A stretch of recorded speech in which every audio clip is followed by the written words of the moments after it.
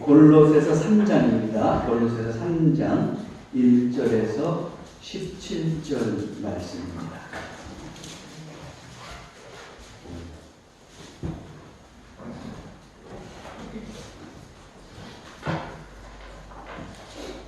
우리 계시의 말씀을 한 절씩 교독하겠습니다.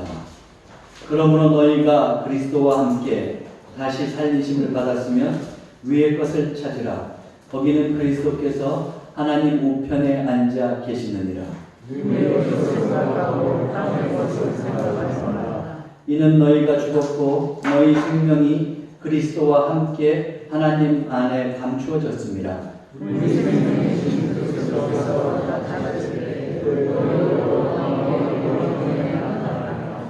그러므로 땅에 있는 지체를 죽이라. 곧 음란과 부정과 사욕과 악한 정욕과 탐심이니 탐심은 우상 숭배니라.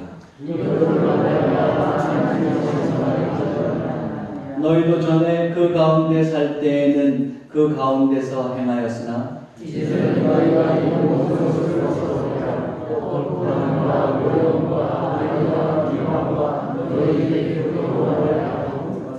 너희가 서로 거짓말을 하지 말라. 옛사람과 그 행위를 벗어버리고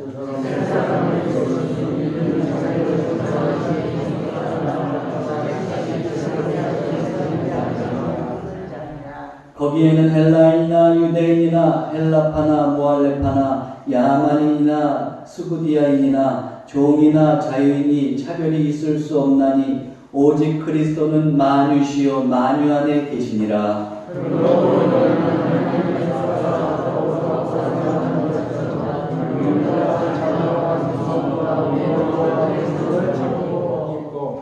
누가 누구에게 불만이 있거든 서로 용납하여 피차 용서하되 주께서 너희를 용서하신 것 같이 너희도 그리하고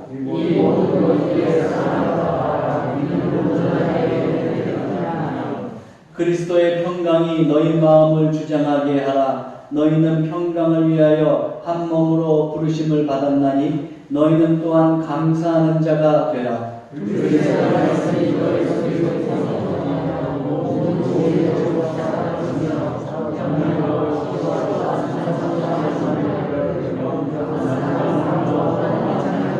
다같이 또 무엇을 하든지 말에나 이래나 다 주 예수의 이름으로 하고 그를 힘입어 하나님 아버지께 감사하라. 아멘.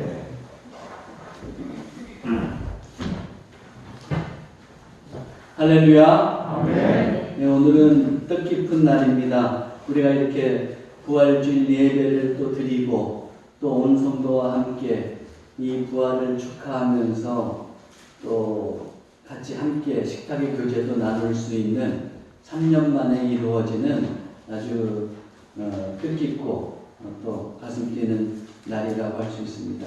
오늘 찬양하는데 여러분들이 더욱더 아주 힘을 내시는 것 같은데 바베큐 파티이기도 하겠지만 무엇보다도 이 부활의 주님을 여러분들이 축하하시기 때문에 그런 줄로 믿습니다. 네. 자, 우리는 특별한 절기 때가 되면 어떻습니까? 그거에 맞는 인사를 하죠. 그래서 우리가 새해가 되면 뭐라고 인사하죠? 새해 복 많이 받으세요. 이렇게 인사합니다. 또 성탄절에는 어떻게 인사합니까? 메리 크리스마스 이렇게 인사하죠. 그럼 부활절에는 어떻게 인사하나요? 아, 예. 여기서는 좀 갈리네요, 그래도. 예. 미국 사람들은 뭐 해피 이스터라고 한다고 합니다.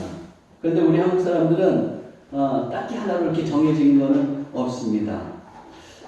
그래서 좀 아쉬움이 있는데 예수님의 부활 승천 이후에 초대교회 성도들은 그 안식 후 다음날 모여서 주님의 부활을 찬양하고 그리고 그 능력으로 이제 새로운 한 주간을 시작했습니다. 그 전통이 이제 주일이 된 겁니다. 초대교회는 매 주일이 부활절이고 교회는 부활의 증인 공동체였습니다. 그래서 초대교회 성도들은 모일 때마다 이렇게 인사했다고 해요. 어떻게 인사했느냐? 누군가가 그리스도께서 부활하셨습니다. 이렇게 인사하면 상대방이 이제 응답하는 겁니다. 참으로 부활하셨습니다.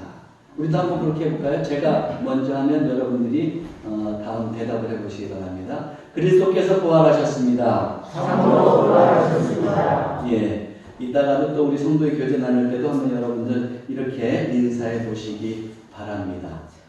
요한복음 20장에 보면 마리아가 부활하신 예수님을 만나는 장면이 나오죠. 그것에 대해서 오늘은 다 설명할 수 없으니까 다 아시겠지만 이제 그 장면만 보면 결국은 부활하신 예수님을 만나서 마리아가 너무 반가워서 예수님을 이제 붙잡으려고 했어요. 막 붙잡으려고 했어요.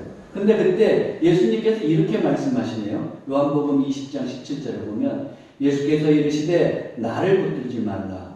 내가 아직 아버지께로 올라가지 아니하였노라. 너는 내 형제들에게 가서 이르되 내가 내 아버지 곧 너희 아버지 내 하나님 곧 너희 하나님께로 올라간다 하라 하시니 그랬어요.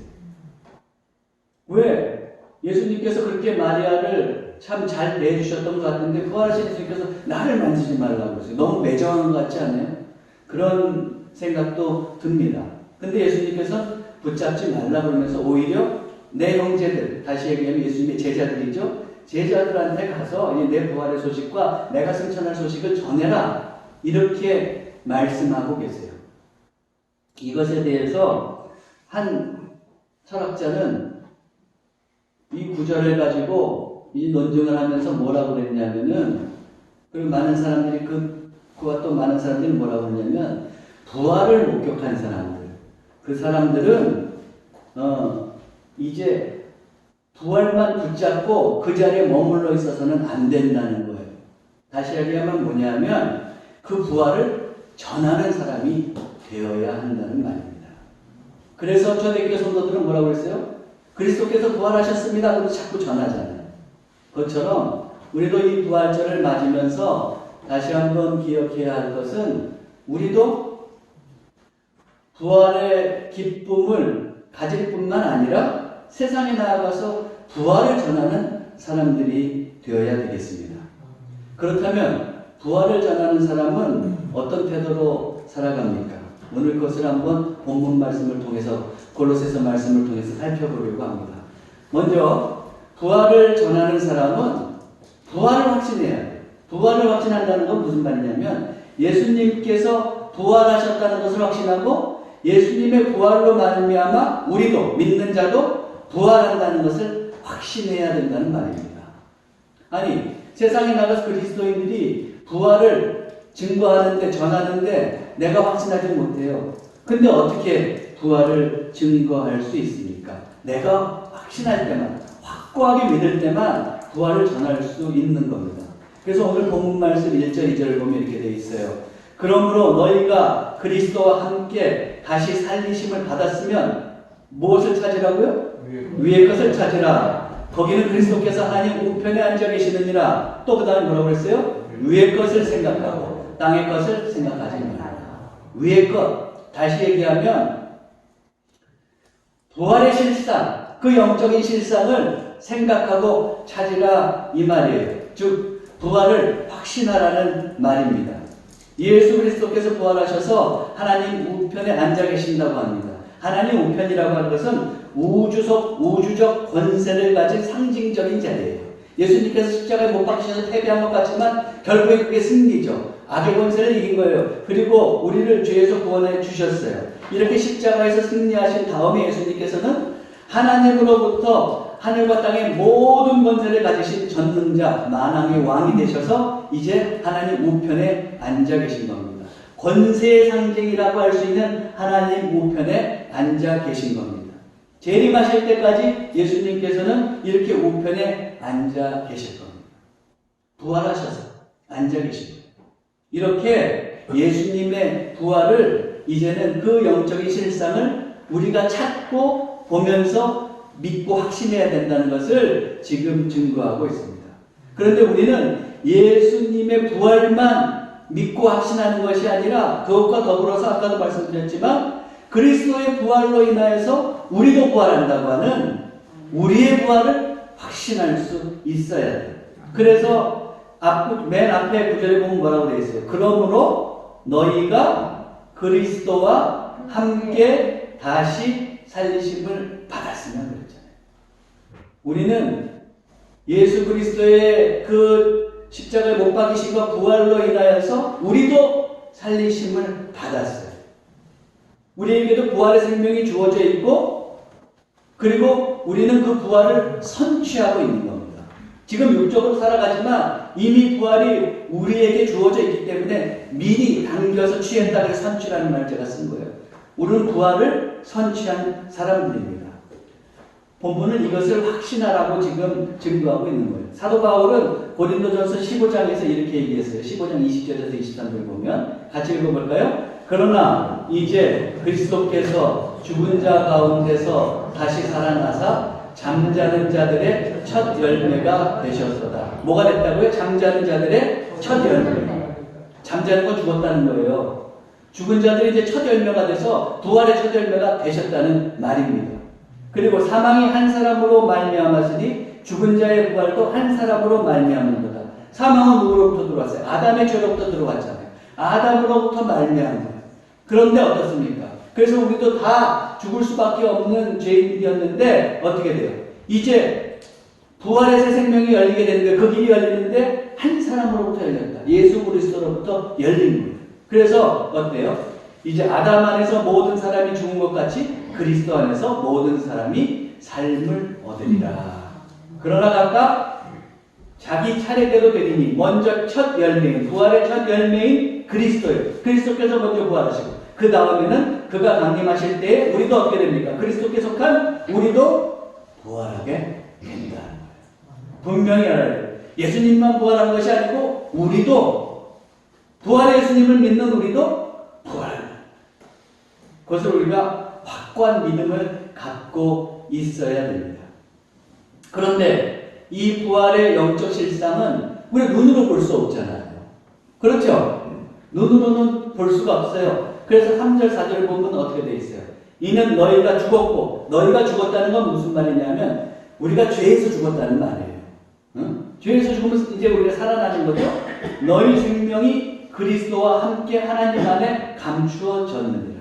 하나님께서 그리스도와 더불어서 우리의 생명을 보호해 주시는 거예요. 그래서 우리가 부활하는 거죠. 우리 생명이신 그리스도께서 나타나신 그때에 너희도 그와 함께 영광 중에 나타나라. 그래서 그리스도께서 부활하실 때 우리도 나타나게 되는 거예요. 자, 그런데 여기서 이 말을 좀 더 보세요. 두 번째 줄에 보면 하나님 안에 감추어졌느니라 그랬잖아요. 이 감추어지느니라는 것은 이중적으로 쓰는 거예요. 하나님께서 우리의 생명을, 부활의 생명을 보호하신다는 뜻도 있지만 또 하나는 감추어 두셨어요. 그러므로 육의 눈으로는 보여요, 안 보여요? 안 보여요. 그래서 영적인 실상이라는 거예요. 그래서 우리가 영적인 눈을, 말씀을 통해서 영적인 눈을 딱 뜨게 됐을 때, 우리도 예수 그리스도의 부활로 말미암아 나도 부활의 생명을 얻게 되는구나. 이걸 깨닫게 되는 거예요. 그것을 우리가 늘 확신하면서 살아가야 돼요. 그러므로 우리가 영적인 눈을 떠야 그것을 깨닫게 되는 것이고, 우리는 늘 세상에 살지만 세상에만 함몰되면 안 돼요. 세상에만 함몰되면 어떻게 되느냐? 땅의 것만 계속 보게 되면 어떻게 되냐면 자꾸 영적인 시력이 약해지는 거예요. 결국에는 눈이 감기게 되면 어떻게 되는 거예요? 그 다음에는 부활을 확신할 수 없게 된다. 그래서 땅의 것만 추구하는 것이 아니라 우리는 하늘의 것을 추구하면서 살아야 되는 거예요. 여러분, 일례로 제가 하나 들어볼게요. 어떤 사람이 벽으로 딱 막힌 곳에서만 살았어요. 공간이 크든 작든 하여튼 벽으로 다 막혀있는 공간에서 살고 있어요. 그러면 그 사람이 벽을 쳐다봐요. 근데 벽 밖에 세상이 있어요? 있어요? 당연히 있죠. 우리는 알잖아요. 바깥에도 다 나가보니까. 근데 그 사람은 그 벽으로 갇힌 그 안에서만 살았거든요. 그래서 어때요? 그 안에서 살면서 뭐 바닥을 보고 천장을 봐도 안밖에 안 보이는 거예요. 벽을 본다고 해서 벽 너머의 세계는 안 보여요. 그래서 어떻게 해요? 그 사람은 그 공간이 전부라고 생각할 거예요. 절대로 바깥 세상은 없다고 생각할 겁니다. 그것과 마찬가지예요. 우리가 세상에 살면서 세상에만 함몰돼서 살아가면 땅의 것만 바라보면서 살아가면 어떻게 되는 거예요? 우리에게 주어져 있는 그 영적인 실상을 깨닫지 못하는 거예요. 그래서 결국에는 어떻게 되는 거예요? 내가 그 부활하신 그리스도로 말미암아서 내가 부활한다는 것조차도 나중에는 의심하게 되는 거예요. 믿지 못하게 되는 거예요. 그러면서 어떻게 시름시름 이 땅에서 그저 허덕거리면서 살아가게 되는 거죠. 그러나 영적인 눈을 뜨고 부활의 실상을 아는 사람은 어때요? 하늘의 소망을 두고 살아가죠. 부활의 소망을 두고 살아갑니다. 그래서 어떻게 되는 거예요? 이 땅에 살면서도 그 소망을 가지고 허망해지지 않고 살아갈 수 있는 거예요. 우리는 언젠가 이제 부활하신 예수 그리스도와 더불어서 하나님 나라에 이르게 될 사람. 거기서 부활하고 영생을 누리면서 살아갈 사람입니다. 이것을 여러분들이 소망하시고 부활을 확신하면서 살아가시기 바랍니다. 네. 두 번째로 부활을 전하는 사람은 부활을 확신할 뿐만 아니라 이제 어떻게 돼요? 하나님의 방식대로 살아야 돼요. 부활을 전하는 사람이 세상의 부정적인 방식과 똑같이 사는 거예요. 여기서 아웅다웅 하면서 똑같이 싸우고 핏대 올리면서 그리고 다른 사람이 날 속인다고 하면서 나도 속이고 맨날 그러면서 산다고 해보세요. 그러면서 우리가 또 버젓이 그냥 뻔뻔하게 예수님의 부활을 전한다고 해보세요. 그 소리를 들은 사람들이 뭐라고 그러겠어요? 말만 번들게 하는 말제주꾼이라고 그럴 거예요. 아니 더 나아가면 말사기꾼이라고 그럴 겁니다. 어떻게 예수의 부활을 증거하는 사람이 그런 사람이 저렇게 살 수 있어? 그렇게 우리에게 얘기할 거예요. 그런 사람은 부활의 소식을 전해도 부활을 믿지 않을 겁니다. 부활을 전한다면 세상 사람들 보기에 그 증거하는 것과 어울리는 모습이 있어야 됩니다. 해서 위의 것을 자꾸 생각하는 사람, 부활을 확신하는 사람은 하나님의 방식대로 살아가는 게 있어요. 언제나 부활할 때 이 세상에서 내가 아웅다웅하면서 그렇게 해서 막 움켜졌던 거, 그때 예수님과 더불어서 부활할 때 아무 소용이 없다는 걸 알거든요. 그런 것들은 하나도 남아있지 않다는 것을 알거든요. 그렇기 때문에 어떻게 돼요? 미리 부활을 선취한 사람, 그 사람들은 하나님과 더불어서 나중에 부활의 생명으로 살게 될 것을 알고 이 땅에서도 하나님의 방식대로 하는 거예요. 물론 그러다가 때때로는 우리가 실수하기도 하지, 까먹기도 하죠. 그렇게 까먹고 좀 잘못했다고 하나님께서 너 왜 그랬어? 꼭 그러실 분은 아닐 거예요. 그러면 다시 기회를 주시죠. 우리가 회개할 때 기회를 주실 거예요. 그러나 우리의 전반적인 기조는 어떻게 되어 있어요? 바로 그런 부활을 소망하면서 이 땅에서도 하나님의 방식대로 살아갈 수 있어야 된다는 거예요. 그렇다면 하나님 방식대로 사는 사람은 어떤 방식을 취해요? 우선 경계할 것이 있어요. 경계할 것을 먼저 살펴볼게요. 부활을 전하는 사람은 땅의 방식을 경계합니다. 여기서 땅의 방식이란 이 땅의 부정적인 삶의 방식을 얘기해요. 사도 바울이 얘기할 때 서신서들도 보면 땅을 얘기하고 그리고 세상을 얘기한다. 그러면 여러분들이 어떻게 됐냐면 그걸 부정적인 기조로 쓰고 있으면 그것은 뭐냐면 세상의 부정적인 방식을 의미하는 것이라고 해요. 제가 고등학교 때 한 친구하고 이제 친한 친구하고 이렇게 길가 뒤에 이렇게 제가 좀 시골 같은 비슷한 세건병에 살았으니까 길이 있고 좀 뒤에 이렇게 숲이라고 그러긴 좀 뭐하고 그런 데 있는데 그렇게 털썩 주저앉아 있었어요. 그때 고등학교 때인데 그 친구가 이제 전도에서 교회 나온 지 얼마 안 됐을 때예요. 근데 고민이 많더라고요.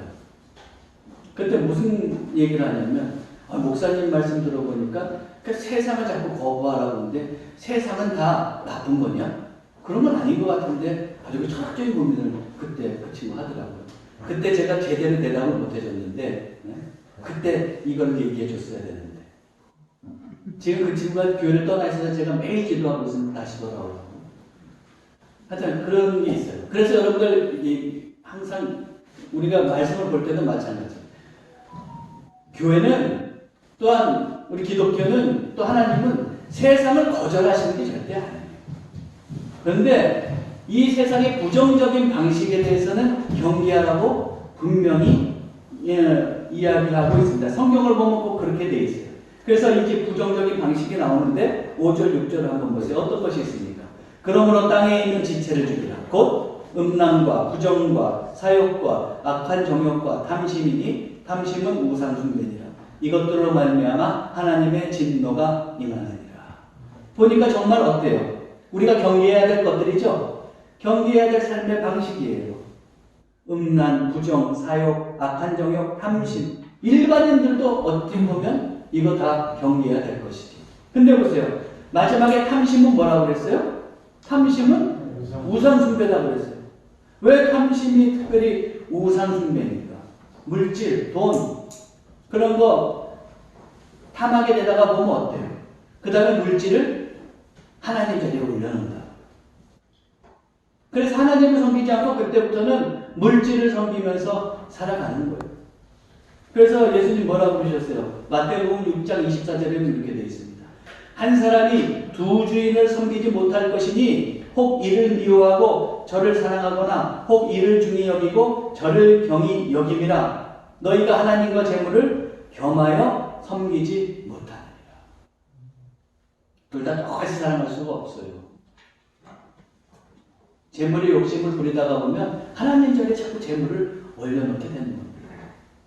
그래서 탐심을 이제 우상숭배라고 이렇게 규정하고 있는 것을 우리는 볼 수가 있습니다. 그런데 이런 것들, 하여튼 이런 부정적인 방식들, 그런 것들로 살아가면 어떻게 돼요? 이것들로 말미암아 맨 뒤에 보면 하나님의 진노가 임한다. 하나님께서 절대 기뻐하시지 않는 거예요, 이런 모습들은. 이런 것들은 우리가 이 세상을 살아갈 동안만 우리를 유혹합니다. 그러나 부활의 주님과 더불어서 우리가 하나님 나라의 실상에 자리하게 됐을 때, 그 자리에 갔을 때 이런 것들은 아무 소용이 없는 것들이에요. 그렇기 때문에 우리는 이런 것들을 경계해야 되는 겁니다. 경계해야 되는 이런 삶의 방식이 있는 것과 더불어서 우리는 성품의 면에서도 성품적으로도 경계해야 될 것이 있어요. 부활의 증인이라면 뭘 경계해야 되느냐? 8절 9절을 보세요. 이제는 너희가 이 모든 것을 벗어버리라. 뭡니까? 곧 분함과 노여움과 악의와 비방과 너희 입에 부끄러운 말이라. 너희가 서로 거짓말을 하지 말라. 옛사람과 그 행위를 벗어버리고. 분함, 노여움, 악의, 비방, 거짓말, 이런 것들. 우리 성품적으로 이런 것들을 경계하라. 그렇게 이제 권면하고 있어요. 벗어버려야 되는 거예요. 10절에 보니까 우리는 그런 것들을 벗어버리면 어떻게 해야 돼요? 새 사람을 입었으니 이는 자기를 창조하신 이의 형상을 따라 지식에까지 새롭게 하심을 입은 자니라. 우리는 예수 그리스도를 믿고 부활의 생명을 얻은 새 사람이에요. 그렇기 때문에 어떻게 되는 거예요? 이제 우리는 우리를 창조하신 하나님의 형상을 따라서 살아가는 사람들이에요. 그렇게 살아가야 되는 사람임을 우리가 절대로 잊어버리지 말아야 돼요. 뭐 세상에는 성격은 하나님도 고치지 못한다. 맨날 그런 얘기 우리가 하잖아요. 물론 한 번에는 우리가 잘 안 될 수도 있어요. 그러나 우리의 성품이 하나님께서 원하는 성품이 되도록 매일매일 기도하고 다듬으면서 성령께 의지하면서 우리는 살아갈 필요가 있어요. 그러면서 성숙한 사람으로 이제 되어 나가야 됩니다. 또한 이것과 더불어서 하나님 방식대로 사는 사람이 이제는 소극적으로 아까 경계해야 될 것 말고 적극적으로 취해야 될 것을 본문은 말하고 있는데 12절에서 14절 한번 보세요. 그러므로 너희는 하나님이 택하사 거룩하고 사랑받는 자처럼 긍휼과 자비와 겸손과 온유와 오래 참음을 옷 입고 누가 누구에게 불만이 있거든 서로 용납하여 피쳐 용서하되 주께서 너희를 용서하신 것 같이 너희도 그리하고 이 모든 것 위에 사랑을 더하라. 이는 온전하게 매는 띠니라 그랬어요. 긍휼, 자비, 겸손, 온유, 오래 참음, 또 용서, 사랑. 이런 것들은 우리가 취해야 할 것들이에요. 왜요? 우리 하나님께서 이런 삶을 사셨거든요. 우리를 긍휼히 여기시고 자비롭게 우리를 돌보아 주시고 그리고 어떻습니까? 우리가 죄 졌을 때도 오래 참으셨어요. 그리고 용서해 주셨어요. 그리고 우리를 사랑하시잖아요. 예수님께서는 어떠셨어요? 이 땅에 오셔서 겸손한 자로 이 땅에 오시고 그리고 온유하고 또 그런 십자가의 길을 섬기의 방식으로 걸어가셨잖아요. 이게 삼위일체 하나님의 성품이에요. 우리는 부활의 실상을 알고 있는 사람들이기 때문에 이런 하나님의 성품에 참여하는 사람들이 되어야 된다는 말입니다. 그것과 더불어서 또 감사할 줄 아는 사람들이 되어야 돼요. 15절에서 17절 보세요. 그리스도의 평강이 너희 마음을 주장하게 하라. 너희는 평강을 위하여 한 몸으로 부르심을 받았나니 그 다음에 뭐라고 되어 있어요? 너희는 또한 감사하는 자가 되라.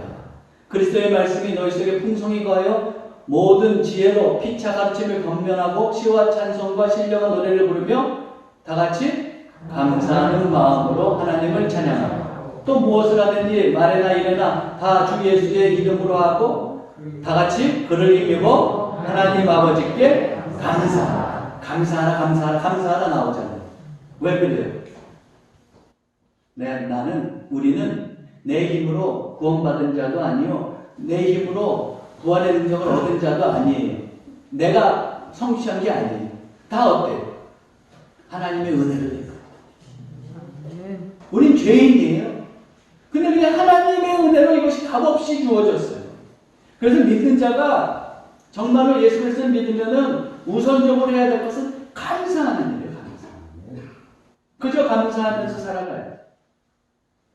이것보다 더 귀한 것은 없습니다. 사랑하는 성도 여러분, 여기서 이렇게 쭉 보듯이 우리가 적극적으로 취하면서 살아가야 될 방식이 있지 않습니까? 경계해야 될 것이 있고 취해야 될 것이 있어요. 우리는 경계해야 될 것은 경계하되 취할 것은 취하면서 부활의 증인으로 살아갈 필요가 있습니다. 아니 뭐 이렇게 취해야 될 게 많아? 너무 그렇게 생각하지 마세요. 이건 마땅히 우리가 그리스도인들이 또한 해야 될 성품적인 모습입니다. 예전에 미국도 보면은 어떻게 돼요? 한때 그냥 기독교인이 순식간에 확 줄어들 때가 있어요. 그래서 아주 큰일 났다 싶어가지고 막 연구를 했다고. 로버트 핑크라는 사람이 그래서 조사를 해봤어요. 왜 교회가 이렇게 자꾸 교인들이 줄어들까? 그럼 조사를 해보니까 이런 결론을 냈습니다. 교회에서 너무 요구하지 않는다는 거예요. 그리스도인이 세상에서 다르게 살아가야 되는데 이제 현대화되면서 요구하지 않는다는 거예요. 세상에게 잘 보이고 물론 그 사람들을 처음에는 전도하기 위해서 선교하기 위해서 다를 바 없다는 것을 보여주기 위해서 그랬지만 그러면서 어떻게 하냐면은 그리스도인으로서 마땅히 해야 될 사랑하고 용서하고 그리스도를 본받아 사랑하고 복음적인 가치관으로 살아가는 거 그거 별로 얘기 안 했다는 거예요. 그러다가 보니까 어떻게 돼요? 세상 사람들이 들어올 수 있을 만큼 문턱이 낮아진 줄 알았는데 그 낮은 문턱으로 믿던 사람이 먼저 나갔어요.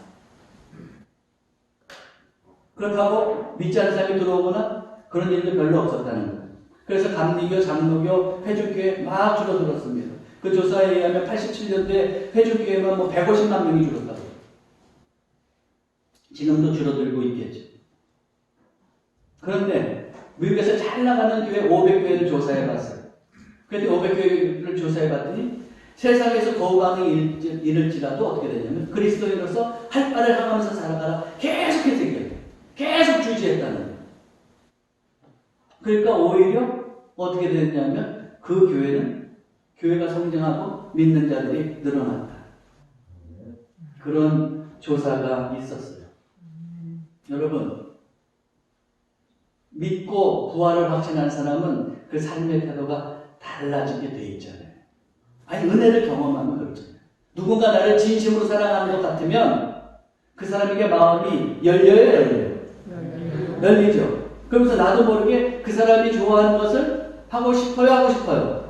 하고 싶죠. 그 내가 뭔가를 많이 받았으면 그 사람을 위해서 뭔가를 주려고 해요. 하잖아요. 그래요.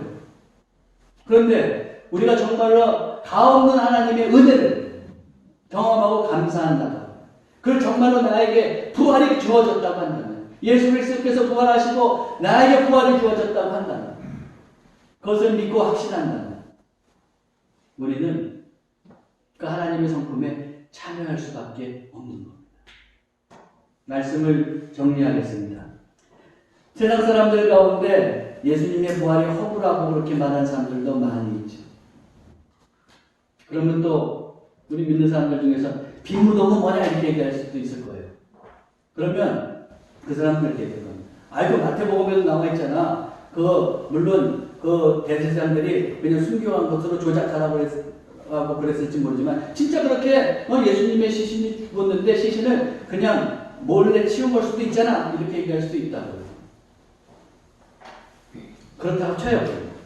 근데 저는 제가 그 부활의 증거를 보면서 이거 하나만은 정말로 바꿀 수 없다고 생각하는 게 제자들의 변명. 제자들은 예수님께서 십자가에 못 박히실 때 체포당하실 때 그때 다 도망갔어요.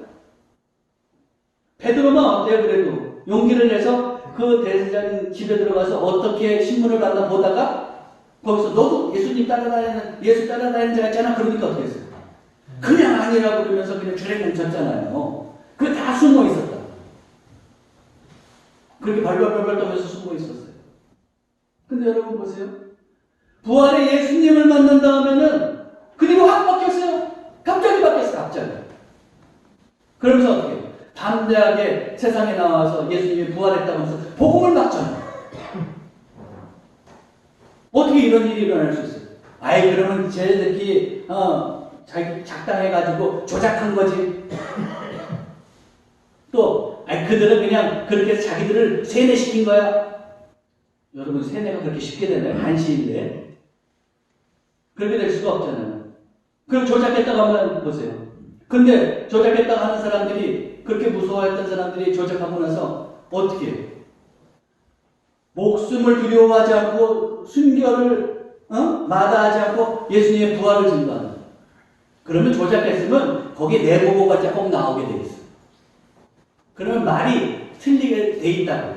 초지일관이에요, 제자들은. 끝까지 한 사람도 거기에서 예외가 없어요. 예수님께서 부활을. 그러면서 자기의 목숨을 내놓고 그 부활을 증거하다가 죽어갔다. 어떻게 그럴 수가 있어요? 예수 그리스도께서 우리를 구원해 주시고 부활의 생명을 주셨다고 있는 확신이 있으니까 부활의 주님을 만났으니까 그 일을 할 수 있는 거예요. 그렇지 않고서는 이런 일들이 이렇게 일사불란하게 일어날 수가 없는 거예요. 제자들은 그 부활을 확신하고 자기의 부활도 확신하고 그래서 부활을 증거하면서 예수 그리스도를 본받아 살았어요.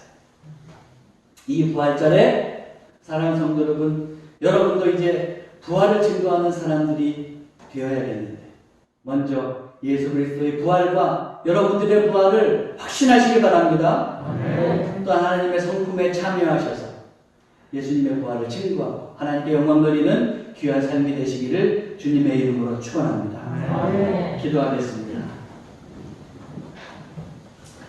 사랑의 하나님, 예수 그리스도의 부활을 통하여 우리도 부활의 영광에 참여하게 하시니 참으로 감사드립니다.